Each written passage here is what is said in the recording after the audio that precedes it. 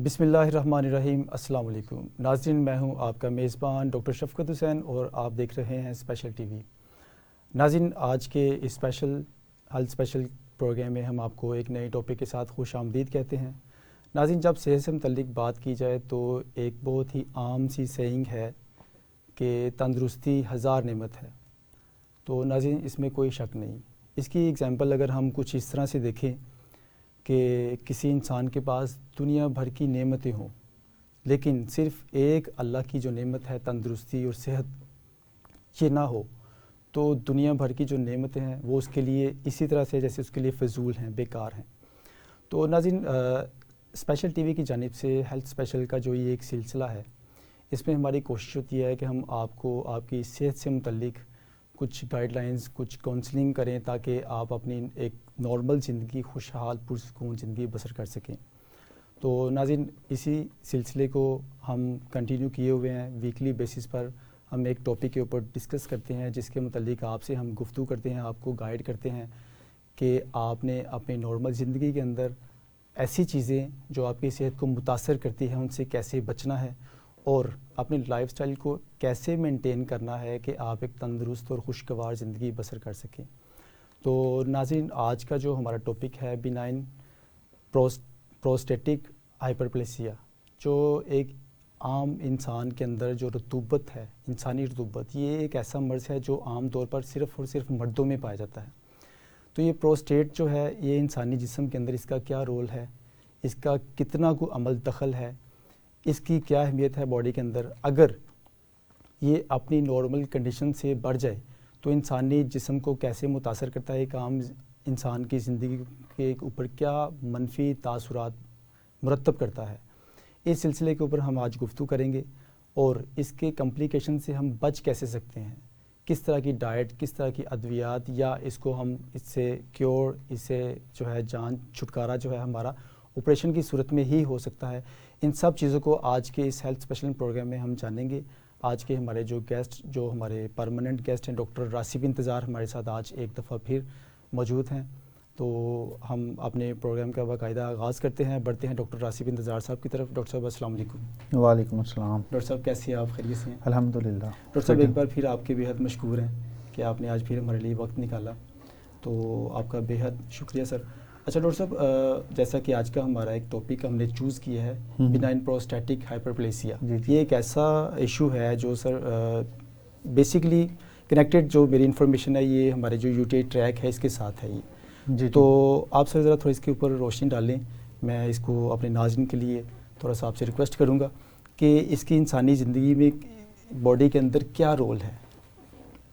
यार जो है ना बिनाइन प्रोस्टेटिक हाइपरप्लेसिया, बेसिकली ये तो it's part of urology, right sir?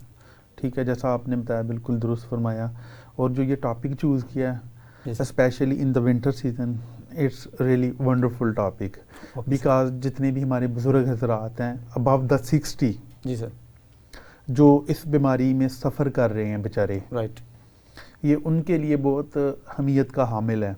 Okay, ठीक है। ये तो जिस बंदे को जो मर्ज़ है वही जानता है कि किन मामलात से वो गुजर रहा है, क्योंकि ये ऐसा मर्ज़ है, सर्दियों की रातें जैसा आपको पता है कि बहुत ज़्यादा लंबी होती हैं और ऊपर से बंदे को ये वाला मर्ज़ लाक हो और उसको रात के पैर में 8 से 10 मरतबा उठ के वाशरूम तक जाना पड़े और एज भी ज़्यादा हो तो कितना गर्म बिस्तर छोड़ना और फिर वाशरूम की तरफ भागना, ये बड़ा मुश्किल मराहल है। एग्जैक्टली ऐसी, ठीक है। ये उन लोगों के लिए ये टॉपिक जो है ना बड़ा अहमियत का हामिल है, राइट, ये वाला। अब बेसिकली ये होते क्या चीज़ है, इसको अंडरस्टैंड करने की ज़रूरत है।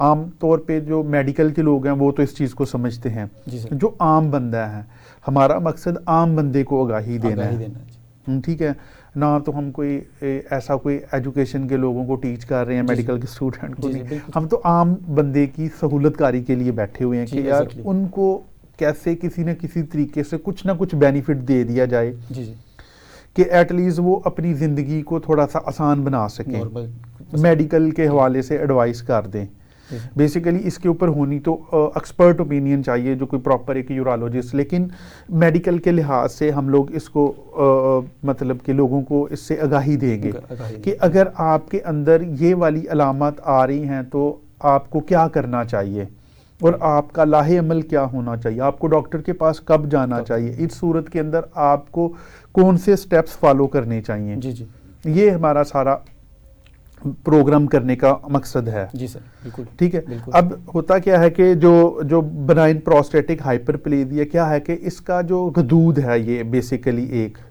जो हमारे यूरिथ्रा के अराउंड घूम रहा होता है और ब्लैडर के बिल्कुल पीछे पड़ा होता है। ठीक है। जो हमारा रेक्टम है, जो एनल कनाल से ऊपर रेक्टम के बिल्कुल फ्रंट के ऊपर है ये वाला। ठीक है।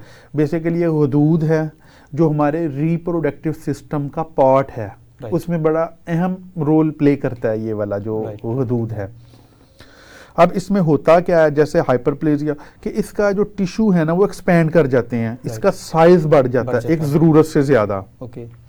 जो इसकी ग्रोथ होती है ना वो 2 पीरियड्स के अंदर होती है। एक तो अर्ली पुबर्टी होती है, फिर एक 25 के बाद होती है जो कंटिन्यूसली चल रही होती है। और प्रॉब्लम जाके कब करता है ये वाला गदूद जो है, जब एक बंदा जो 60 क्रॉस कर जाता है। ठीक है। उसमें होता क्या है बेसिकली कि वो जो है उसका साइज बढ़ जाता है। बेसिकली ये वॉलनट नुमा, जिसको अखरोट नहीं बोलते, उस शेप का ये गदूद सा होता है। इसका जब साइज बढ़ेगा ये क्या करेगा, ब्लैडर को कंप्रेस कर देगा जाके। जारी सी बात है, जब कंप्रेस करेगा तो आपको क्या होगा कि पेशाब में रुकावट का मसला आएगा। बिल्कुल। ठीक है। अब इसकी तो बेशुमार अलामत हैं। हाँ जी, आ रही हैं जो एक बंदे को, जब ये पेशाब का मसला करेगा तो आपको तंगी तकलीफ होगी, फिर आप भागोगे डॉक्टर के पास। तो हमारा टॉपिक का मकसद भी यही है। जी सर, बिल्कुल, कि हमने बताना भी यही है कि अगर आपको अलामत आ रही हैं तो आपको ज़रूर कंसल्ट करना चाहिए। Right sir. ठीक है ना। ये सारी तमहीद बांधने का मकसद ये है कि एटलीस्ट हमारे नाजरीन को इस चीज़ से आगाही होनी चाहिए कि बेसिकली ये जो वॉलनट नुमा अखरोट नुमा गदूद है इसका काम क्या है, ये अगर बढ़ जाए तो कैसे अलामत ये देता है। डॉक्टर साहब, जैसे आप बता रहे हैं कि ये एक अपने नॉर्मल साइज से जब बढ़ता है तो यूरिन पाथ को ये नैरो करता है, जिस वजह से यूरिन जो है उसकी ब्लॉकेज होती है। तो डॉक्टर साहब ये बताएं कि इसका नॉर्मल साइज़ क्या होता है वैसे बेसिकली? यार ये अखरोट के साइज़ के बराबर इसको बोला जाए। इसका जो वज़न होता है ना नॉर्मली 1 औंस के बराबर होता है। ठीक है। जब ये बढ़ना शुरू होता है क्या होता है कि इसके टिश्यू जो एक्सपैंड होना शुरू हो जाते हैं। जैसे एक्सपैंड होना शुरू हो जाते हैं कि वो इतना बड़ा हो जाए कि वो सिम्टम्स क्रिएट करना शुरू कर दे। अब जारी बात है, कुदरत ने हर चीज़ का एक अपनी अपनी एक जगह बनाई हुई है। ठीक है। स्पेस है, हर स्पेस जो हर ऑर्गन है वो अपनी अपनी स्पेस के अंदर पड़ा हुआ है। ठीक है सर। ठीक है। फॉर एग्जांपल ब्लैडर है वो अपनी जगह पे है, प्रोस्टेट अपनी जगह पे, यूरिथ्रा अपनी जगह पे, यूरेटर अपनी जगह पे, किडनी अपनी जगह पे है। अब ऐसे ही लगा लो, जो दुनियावी मिसाल ऐसे ही लगा लो कि अगर आप किसी के घर में बिना बताए घुसोगे तो वो घुसने तो नहीं देगा आपको। बिल्कुल। वो इंटरफेरेंस तो नहीं करने देगा। वो क्या करेगा, लड़ाई होगी आपकी। तो बेसिकली अलामत क्या है, लड़ाई है। कॉम्प्लिकेशन। जब वो बड़ा है, उसने जाके प्रेस किया है, पेशाब रुका है, आप पेशाब करने बैठते हो, आपको पेशाब नहीं आता, आपको हाजत हुई हुई, आप पेशाब करने बैठ। अक्सर मैंने देखा है कि लोगों को आधी रात को उठ के बेचारे हॉस्पिटल में आ रहे होते हैं कि पेशाब बंद हो गया।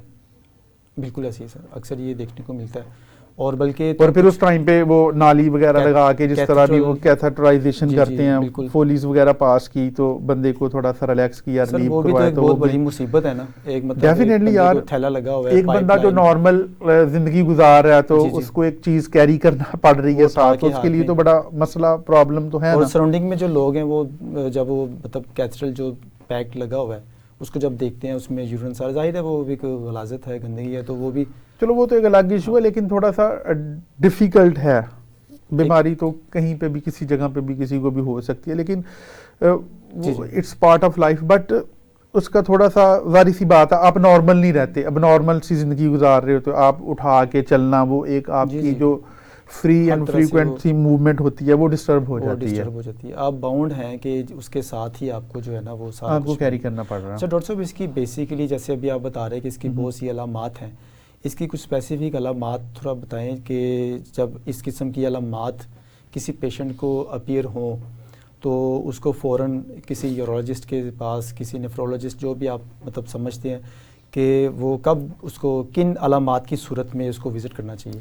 यार पहली जो अलामत आती है कि इनकम्प्लीट एम्प्टिंग द ब्लैडर, के जो मसाना पूरी तरह खाली नहीं हुआ, ओके, नामुकम्मल तौर के ऊपर मतलब डिज़ायर लेवल जो है, आप यूरिन करने गए हैं, आपने यूरिन के लिए आप वॉशरूम गए हैं, जैसे आप बैठे हो, आप जैसे ही बैठे हो, आपने यूरिन पास करने के लिए गए हो, आपको हाजत हुई है, आप अब यूरिन पास करने के लिए बैठे हो, थोड़ा सा किया तो बंद हो गया, सारी सी बात है, वो उसका साइज बड़ा, उसने प्रेस किया पीछे से तो वो बंद हो गया, यूरिन आप उठ के आ गए हो, ठीक है। दूसरा फ्रीक्वेंसी के में इजाफा हो गया, इंक्रीज हो जाती है, बहुत ज़्यादा आ जाती है।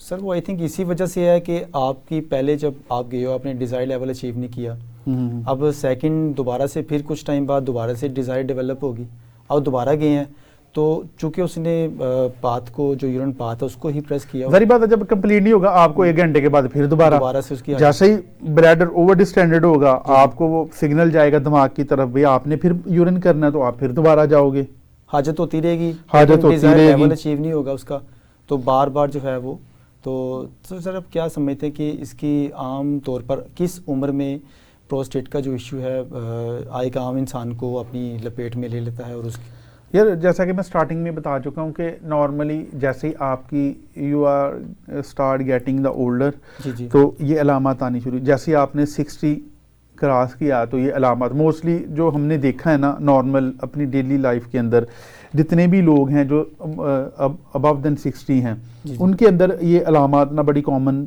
सी आ रही होती हैं जी जी, कि वही इस तरह के मसाइल के। लेकिन यंग एज के अंदर तो बहुत रेयर, आई थिंक कि मैंने तो अपनी ज़िंदगी में नहीं देखा कि 25-30 साल की उम्र में किसी को देखा हो, मैंने कभी नहीं देखा। ये मतलब 50 प्लस 60, हाँ 50 प्लस से के बाद ही ये वाली अलामत आना शुरू हो जाती हैं बंदे को। तो सर इसमें कोई पेन का भी इशू होता है पेशेंट को? यार डेफिनेटली जब आपका यूरिन रुक जाएगा जी, फिर इसकी वजह से आपको ब्लैडर का इन्फेक्शन भी होगा, तो डेफिनेटली पेन तो आएगी। जब यूरिन आप पास ही नहीं कर रहे, आपको हर 1-2 घंटे के बाद हाजत हो जाती है, फिर इसमें अर्जेंसी होती है कि बंदे लगता है कि बस अभी यूरिन आ गया, भाग के जाओ बस जी। जब बैठने लगता है तो पेशाब आता नहीं है, थोड़ा सा वही जैसे अभी फिर आपका जो यूरिन का फ्लो है वो मुतासर हो जाता है।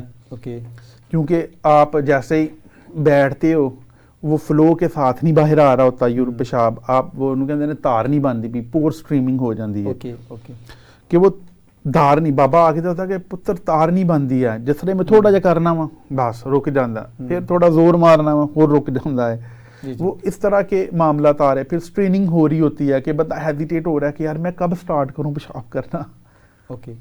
अच्छा डॉक्टर साहब, ये जो प्रोस्टेट है इसका मैं आपसे स्पेशली नाज़रीन के लिए ये पूछना चाहूँगा कि इसका इंसानी जिस्म के अंदर किस कदर अहमियत रखता है ये, जैसा कि हमारे वाइटल ऑर्गन्स हैं, लंग्स हैं, हार्ट है, किडनी है वगैरह वगैरह, तो इस तरह से इसका भी कोई बड़ा अहम रोल है बॉडी के अंदर, या कि ये जैसे हमारी अपेंडिक्स है उसका कोई इतना ख़ास रोल नहीं है, अगर हम अपेंडेक्टमी करवा दें, उसको रिमूव भी करवा दें तो वो गुजारा हो जाता है, कोई इशू नहीं है, बॉडी को कोई असर नहीं होता उसका खातिर का कोई मनफी, तो क्या इसका भी कोई अहम रोल है, या कि अगर ये बॉडी से रिमूव करवा दिया जाए तो कोई ख़ास फ़र्क नहीं पड़ता? नहीं यार, appendix is a different thing, उसका तो वो तो रूडिमेंट्री ऑर्गन है, उसका कोई काम नहीं है मतलब के, ठीक है ना। लेकिन जो प्रोस्टेट है इसका तो बड़ा इम्पोर्टेंट काम है लाइफ के अंदर। अब इसकी जो जॉब है वो क्या है कि इसने फ्लूइड बनाना होता है सीमन्स के लिए, वो फ्लूइड नहीं, मैंने जैसे स्टार्टिंग में बताया था कि रिप्रोडक्टिव का बड़ा इंपॉर्टेंट पार्ट है, ठीक है। सीमन्स के लिए फ्लूइड नहीं बनेगा, आप ये नहीं होगा तो आपकी आगे रिप्रोडक्टिव लाइफ स्टार्ट नहीं चलेगी आगे से आपकी। जी। तो इसका तो रोल है डेफिनेटली, इसको तो हम लोग मतलब कि रिमूव नहीं कर सकते।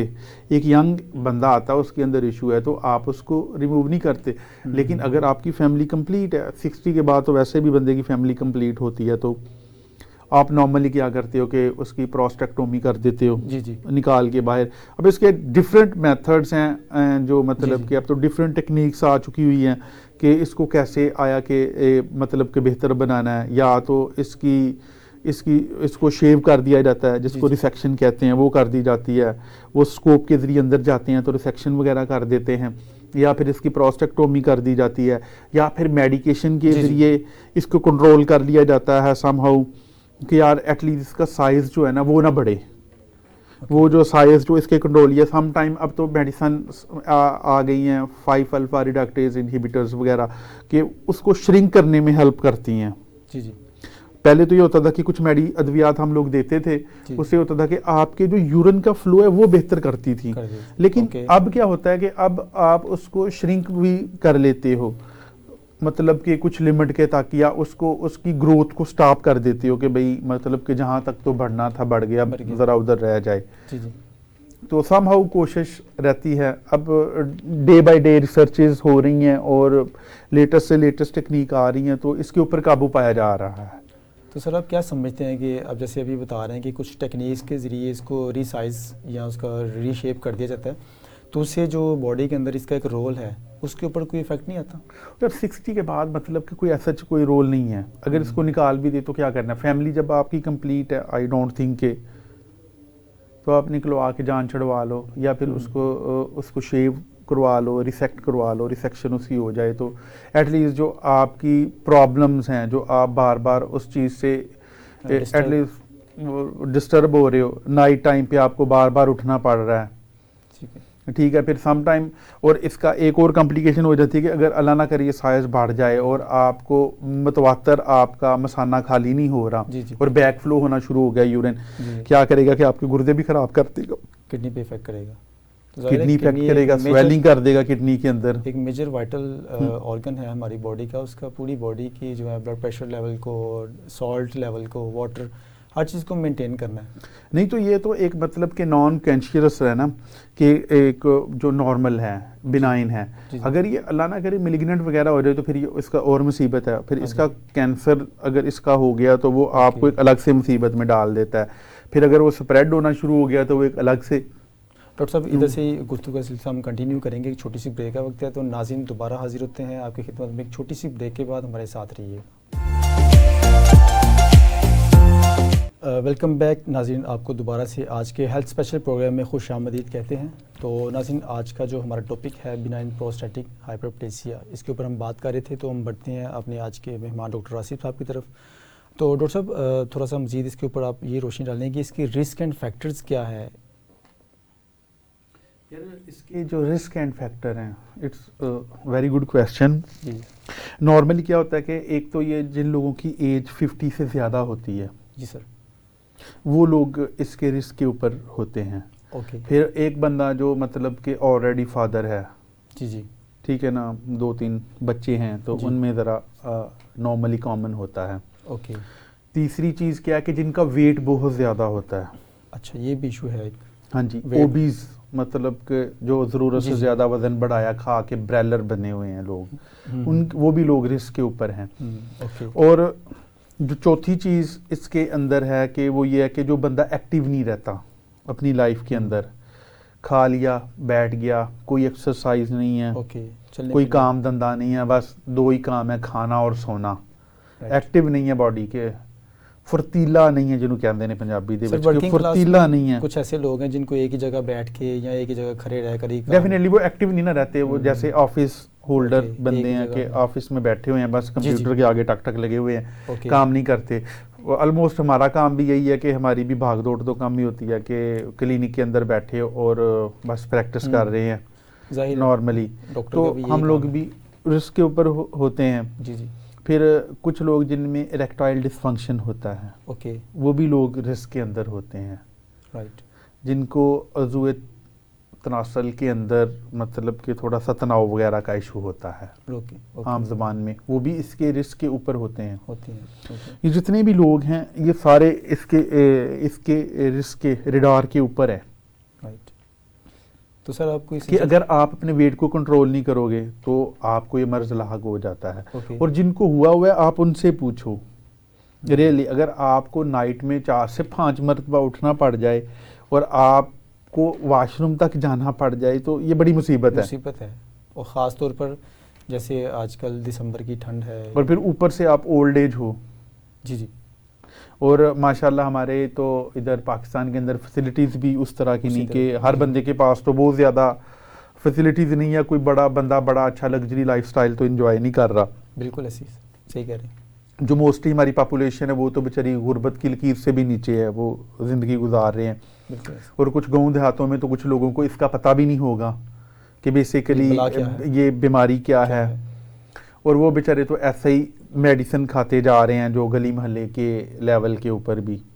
जी जी, ये बेसिकली मेरा जो मेन मकसद है वो आगाही भी उन्हीं लोगों को, यार अगर आपको ये वाली अलामत आ रही है, अगर आप रात के पहर में 2 से 4 से 5 मरतबा उठते हो, आपको लगता है कि आपका मसाना खाली नहीं हो रहा, आपके पेशाब के अंदर जलन आ रही है, आपके पेशाब की धार ठीक नहीं बन रही, आपका फ्लो का प्रॉब्लम है, आपका पेशाब रुकता है, तो आपको डॉक्टर के पास जाना चाहिए और कंसल्ट करना चाहिए। अब तो बेशुमार टेस्ट आगे हुए हैं जिनकी बेस के ऊपर इन चीज़ों को डायग्नोज किया जा सकता है। किस किस्म के सर टेस्ट करवाने चाहिए अगर हम बात करें कि इसका डायग्नोज जो है, अगर कोई अलामात कोई ऐसी साइन सिम्टम्स अपीयर हो रहे हैं तो आप क्या समझते हैं किस किस्म की लैब्स हैं, रिपोर्ट्स हैं जो करवानी चाहिए इसके डायग्नोज के लिए? डायग्नोज के एक तो इसका ना IPSS स्कोर है जो इंटरनेशनल प्रोस्टेटिक स्कोरिंग सिस्टम है, उसको फॉलो किया जाता है, उसके ऊपर नंबरिंग की जाती है इसकी अलामात के लिहाज से।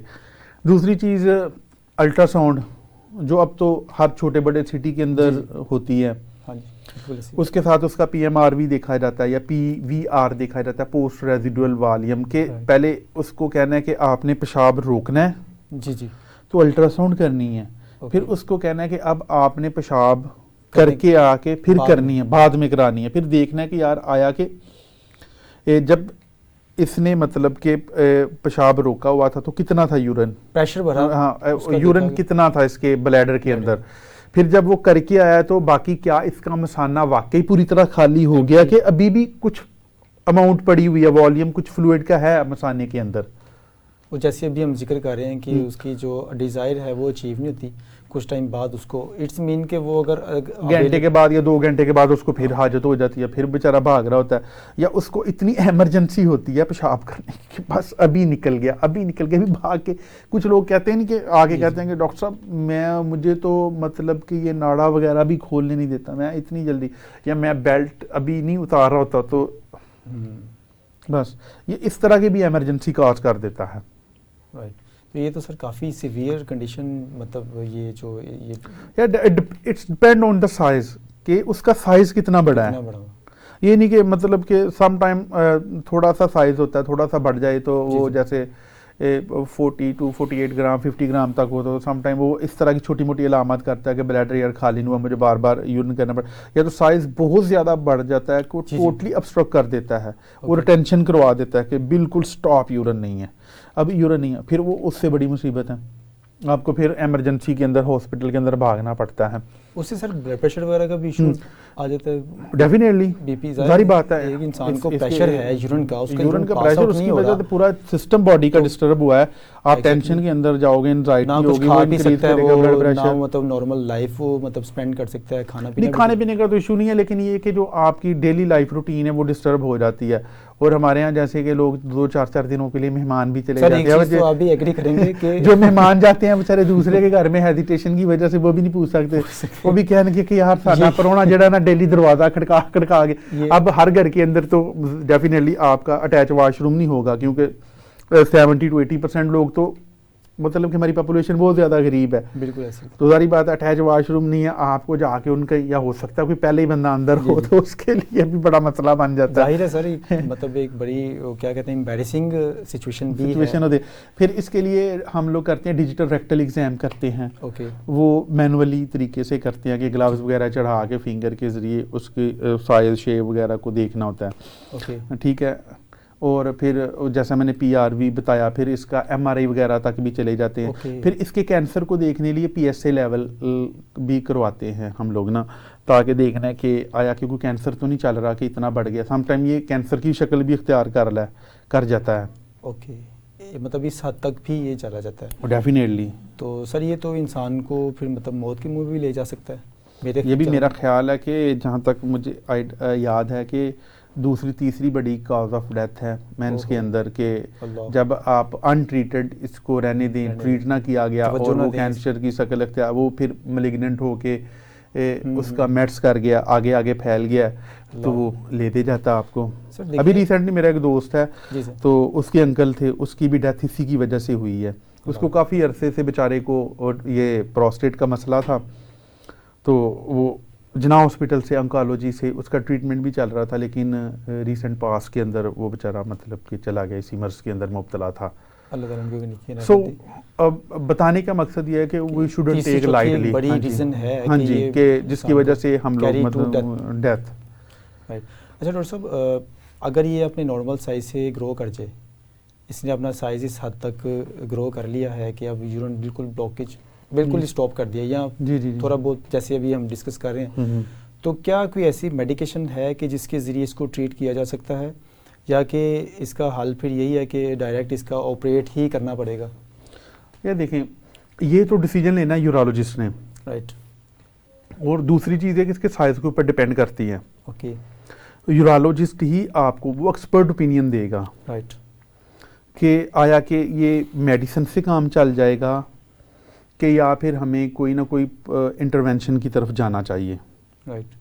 ठीक है, बाकी तो इसके दो हल हैं, या तो मेडिकली या सर्जिकली। मेडिकल थेरेपी फेल हो गई है तो सर्जिकल के ऊपर चले जाएंगे। जी जी।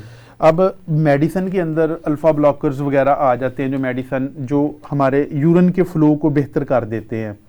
राइट। फिर 5 अल्फ़ा रिडक्टेज इनहिबिटर्स वगैरह आ जाते हैं, जिनकी वजह से इनके साइज को श्रिंक करने में मदद मिल जाती है। ओके। कि या फिर ऐसा होता है कि उसका उधर ही स्टॉप कर जाती है उसकी ग्रोथ, मतलब कि वो मजीद नहीं बढ़ता उस पर, और उसका फ्लो भी बेहतर रहता है। बंदे की जो नॉर्मल लाइफ रूटीन है वो बेहतर हो जाती है, वो थोड़ा सा जो सफ़र कर रहा है वो ज़रा बेहतर हो जाता है। अब आगे तो जब यूरोलॉजिस्ट के पास जाएगा वो आपको बेहतर गाइड करेगा, और डेफिनेटली जाना भी चाहिए और एग्जामिन करवाना भी चाहिए आपको। राइट। अगर आपके अंदर ये अलामत आ रही हैं, ये नहीं कि आप घर बैठे रहो और अपने टोटके इस्तेमाल करते रहो, कतन नहीं। नहीं, ये तो सर वो मर्ज है नहीं। देखिए अभी जैसा कि अभी आप डिस्कस कर रहे हैं, नाज़रीन के लिए स्पेशली मैं ये बात कर रहा हूँ कि इंसान की ज़िंदगी के साथ इसका एक इस कदर अहम रोल है कि आपने जैसे बताया कि तीसरी या चौथी मेजर और बिग कॉज है जो इंसान की डेथ की रीज़न भी बन सकती है। तो इसमें तो कोताही और सुस्ती बरतने वाली कोई बात ही नहीं है। तो डॉक्टर साहब, नेक्स्ट मैं आपसे ये पूछूंगा कि किस किस्म की मेडिसिन है जो थोड़ा सा अगर आप मतलब डिस्कस करें कि जिसके ज़रिए इसके साइज़ को या तो श्रिंक किया जा सके, या कि फिर मज़ीद उसको भरने से, जितना को भर गया है उससे मज़ीद भरने से रोका जा सकता है। किस किस्म की मेडिसिन, कोई एंटीबायोटिक्स हैं या कि नहीं, नो, ये जो है ना 5 अल्फ़ा रिडक्टेज इनहिबिटर्स है। जी जी। ठीक है, ये मैं तो सिर्फ मतलब कि एक वो मेडिकल टर्मिनोलॉजी के अंदर ही बताऊंगा, क्योंकि कुछ लोग खुद ही से एक्सपेरिमेंट कर लेते हैं डॉक्टर के पास जाने के बगैर ही। हमारे माशरे के ना एक बहुत बड़ा आलमिया है कि बस बात सुनी, यहाँ से सुनी, टीवी से सुनी, रेडियो से सुनी, बस शुरू हो गए। जैसे कोविड के अंदर वो कोई भी अखबार से या किसी, या आप कह लें टिकटॉक से या किसी सोशल मीडिया से कहीं से भी किसी ने सुना कभी कोविड के अंदर फलां मेडिसन है, पाकिस्तान के अंदर वो मेडिसन शार्ट, और पाकिस्तान हमारी वहाँ भाग पड़ती हो, यार ले लो ये, हम खुद ही डॉक्टर बन जाते हैं। जी। अब वो डिपेंड करता है कि डॉक्टर देख के बताएगा कि डिसाइड करेगा कि इसको मेडिसिन देनी चाहिए कि नहीं देनी चाहिए। उनके भी अपने एक साइड इफ़ेक्ट हैं, ये तो नहीं कि ऐसे आपने पकड़ी और खा ली, आपको हो सकता है आपको उसकी मेडिसिन की ज़रूरत नहीं है। समटाइम हमें कंबाइन थेरेपी देने की ज़रूरत पड़ जाती है। और मैं इधर बता रहा हूँ और आपने टीवी पे सुना है, किसी बंदे ने भी वो पकड़ा, पैकेट मेडिकल स्टोर से लिया, स्टार्ट कर दिया। सर देखिए ना, एक ऐसा हरगिज़ नहीं है। ये तो चले एक मर्ज है ना जिसके ऊपर, तो मकसद ये है कि कुछ पेशेंट ऐसे भी हो सकते हैं कि जिन्होंने कुछ खा भी ऐसा लिया है, कुछ खाने पीने से भी कुछ ऐसी चीज़ें हो जाती हैं कि आपको यूरिन की हजत ज़्यादा होना शुरू हो जाती है। जैसे आमतौर पर हम कुछ जूसेस ज़्यादा यूज़ कर लेते हैं, तो अब किसी इंसान को अगर इस तरह के सिम्टम्स कोई 2-3 दिन के लिए उसका यूरिन तेज, तो उसका मतलब ये नहीं कि उसको ये इशू हो गया प्रोस्टेट का। इट्स नॉट मी, मैंने कहा मेरा बताने का मकसद ये है, इसका मतलब ये नहीं कि आपने कुछ पानी ज़्यादा पी लिया तो आपको बार बार 2-3 बार यूरिन आ गया तो आपको प्रोस्टेट का। प्रोस्टेट में एक उसकी प्रॉपर उसको डिफ्रेंशिएट करे ना, आपका ब्लैडर मुकम्मल तौर पे खाली नहीं हो रहा, डायग्नोज उसका अब हर 2 घंटे के बाद उठ के जाना पड़ रहा है, आपको लग रहा है आपका फ्लो बेहतर नहीं है, जी जी, जो पेशाब स्ट्रीमिंग है वो नहीं अच्छी, मतलब कि धार अच्छी नहीं बन रही, आप थोड़ी देर के लिए बैठते हो रुक जाता है, फिर जोर लगाते हो फिर रुक जाता है। अगर एक बंदे को बहुत ज्यादा, जैसे डायबिटिक पेशेंट है, जी जी, उनको यूरिन बहुत ज्यादा आता है, उसका इट डजंट मीन कि वो उसको प्रोस्टेट का मसला है। जी बिल्कुल, इसी वजह से तो कह रहा हूँ कि डॉक्टर के पास जाएंगे, डायग्नोज जब तक ना हो। हाँ जी, वो मेडिसिन का भी आपने डिस्कस किया है, तो मेरे जहन में यही क्वेश्चन आया, एक बात आई कि मतलब ऐसा नहीं है कि आपको अगर यूरिन की फ्रीक्वेंसी बढ़ गई है तो प्रोस्टेट का इशू है, ये अर्जेंसी है, तो आपके आप अब शुगर वाले पेशेंट को भी तो हाँ जी, मसला होता है ना, उसको डॉक्टर बार बार पहले यही या अगर आपने सम टाइम आपने देखा होगा कोल्ड ड्रिंक बहुत ज्यादा पी ली है तो आपको बड़ा यूरिन आ रहा है, हाँ जी, जूसेस पी लिए, गन्ने की रो पी स्पेशली ली है, अब विंटर सीजन के अंदर आप पानी बहुत ज्यादा पी रहे हो, हाँ जी, तो ये आपने तो वैसे ही ओवर ड्रिंकिंग कर लिया, तो उसका क्या मतलब है, वो सम टाइम उसकी वजह से सारी बात अखराज कोई और है नहीं। गर्मियों में तो ये है ना कि जी आपको स्वेटिंग वगैरह हो गई है तो चलो जी कोई और रास्ता भी है, पानी वगैरह निकल गया, लेकिन सर्दियों में तो एक ही रास्ता है कि आपने यूरिन के जरिए ही निकालना है पानी को। बिल्कुल ऐसी है। देखिए सर, वो जो आप विंटर की बात कर रहे हैं, विंटर फिर ये एक स्पेसिफिक एज है इसकी कि 50 एटलीस्ट 50 अबव देन 50 हो। जी जी, ये तो नहीं कि आप 25 साल की एज है तो आप ये सोचना शुरू कर दो मुझे तो प्रोस्टेट का 25 मसला है, है, 35 है, चले 35 40 तक भी इस एज में तो नहीं होगा आपको ना। जी जी, तो इसके साथ साथ इसी वजह से मैंने ये अर्ज करने का मकसद भी यही है कि आपको डॉक्टर के पास जाएं, डॉक्टर Diagnose. उसको डिफरेंशिएट करेगा, देखेगा, समझेगा आया कि इसकी अलामत इसके साथ मिलती हैं या कोई और मर्ज है। अब बेशुमार ऐसी मर्ज हैं जिसकी बड़ी कॉमन सी अलामत है और वो मिलती जुलती होती हैं, उसको डिफरेंशिएट करना पड़ता है। बिल्कुल ऐसी है। अगर ऐसे हो तो सारे लोग गूगल से पढ़ के बैठ के डॉक्टर बन जाएं, डॉक्टर बन जाए, सारे लोग देख के कि हाँ जी यूट्यूब के ऊपर किस तरह ऑपरेशन कर रहे हैं, अब तो हर चीज़ की वीडियो पड़ी हुई है जी मैं भी इस तरह कर लेता हूँ। ऐसा नहीं भाई, इसके लिए ट्रेन हैंड चाहिए, एग्जैक्टली, स्किल्स चाहिए इसको करने के लिए। बिल्कुल सर। देखिए फिर मेडिसिन देने के लिए प्रॉपर आपको प्रैक्टिशनर होना पड़ेगा। आप सर ऐसे थोड़ी बना जाता है, एक्सपीरियंस लोगों के पास जाएं कि भाई आपको पता चले। बिल्कुल। अच्छा डॉक्टर साहब, मेरे ज़हन में की बात आ रही है कि कुछ लोग जितनी भी एज उनकी हो गई है, 60 तक भी चले गए हैं, लेकिन वो अपना लाइफस्टाइल कुछ ऐसा रखते हैं, एक्सरसाइज और ये भाग दौड़, ये एक्टिविटीज़ जो है ना, वो अगर उस उम्र में भाग दौड़ नहीं सकते, कम से कम वो मॉर्निंग वॉक या इवनिंग वॉक में ज़रूर जाते हैं। अपने आप को उन्होंने मतलब मेंटेन रखा हुआ है।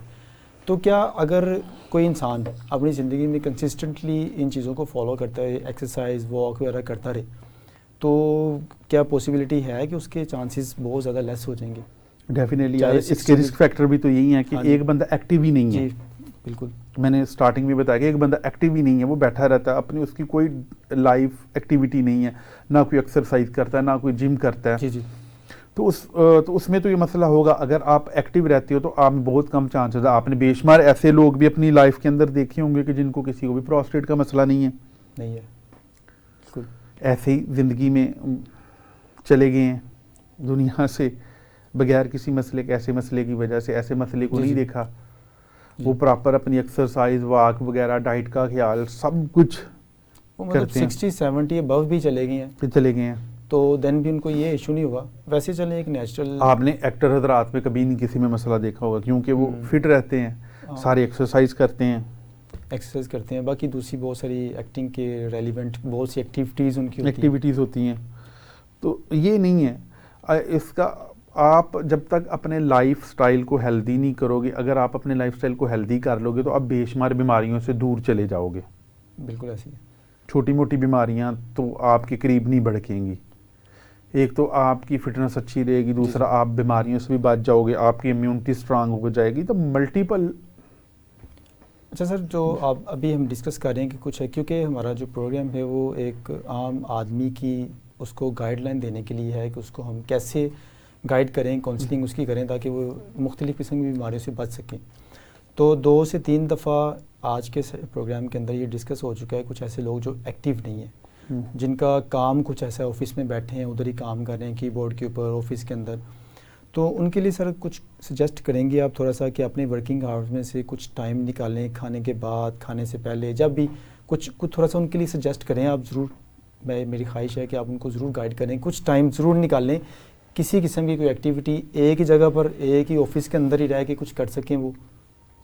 यार अब तो देखो ट्रेडमिल वगैरह आ गई हैं, आप अपने घर में रख सकते हो। जी, जी। 24 आवर्स में से एक घंटे ही अपनी खुद की ज़ात को देना है ना, देना है, बिल्कुल। बाकी तो 23 आवर्स आपके किसी के लिए ऐसे समझ लो। मैं कहता हूँ 30 मिनट्स हाँ जी, भी हाँ अगर जी। कोई निकाल अब लेना। अपनी ज़ात को आप बंदा अगर ये डिसाइड कर ले कि भाई मैंने ना 1 घंटा या आधा घंटा 30 मिनट सिर्फ मेरी अपनी ज़ात के लिए हैं, जी सर। कि जिसमें मैंने अपने बॉडी के ऊपर वर्क करना है। जी जी। बाकी तो मतलब कि सारे कामों को पीछे रख दे, बाकी तो काम साथ साथ चलते रहते हैं, बस वो आधा घंटा किसी को नहीं देने, आप इरादा कर लें। बेशुमार लोग हैं यार दुनिया में जिनका जो लाइफ स्केड्यूल है वो आपसे भी ज़्यादा टफ होता होगा, एग्जैक्टली। लेकिन वो अपने आप को टाइम देती हैं। टाइम तो मैनेज करना पड़ता है, बिल्कुल।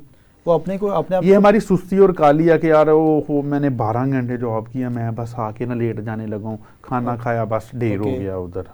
ओह यार नींद के लिए तो 8 घंटे काफ़ी हैं।